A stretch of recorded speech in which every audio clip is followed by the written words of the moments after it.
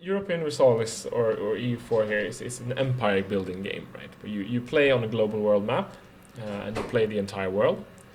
And now I use the cheat, so the entire world is also discovered. Usually, I mean, and you play any country you want, and it's their explorations. You use trade and warfare and exploration and diplomacy to sort of build your little empire. And I mean, the game is sort of like a sandbox grand strategy game, but it's also a historically accurate sandbox, right?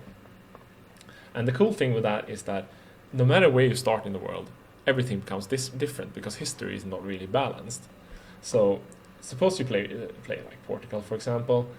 You're really small, you're not that rich as the start of the game, but if you can keep on Castile's good side, maybe you can explore around the African colonial empire and these kind of things. Or you can be... Well, these countries are going to have a problem, right? Because you live next to the Ottomans. Yeah. You can be the Ottomans, and then you have this powerful army. You're on the verge of going to conquer the Balkans, but you also have interesting choices. Should you go into Europe? Should you take on the Mamluks and these kind of things? So it's almost like it's different games depending on where in the world you start.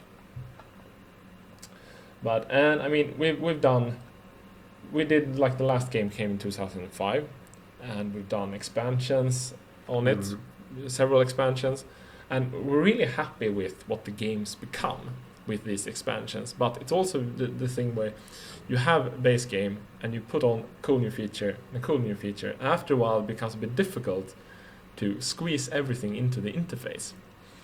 And the combination of that, and the combination of the fact that when you're expanding on a game, you sort of get stuck with some stuff that you don't really like. And also the fact that we released CK2 and games like that. We've learned some things that we want to use. So we figured that now was the time to sort of take a step back look at this project, look what has it become. Because when I say EU3, I almost always mean EU3 with its expansions, because it's like a construction project, right? And really, see where can we improve, what should we keep, what should we remove.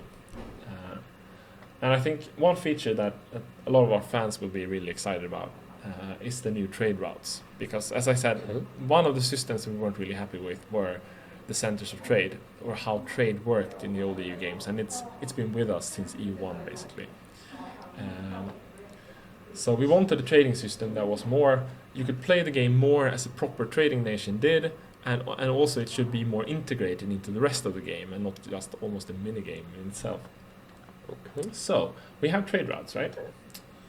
And I can zoom in, and I can just point out that we did a lot of work on the graphics as well for this game. I hope you can see that. Yep.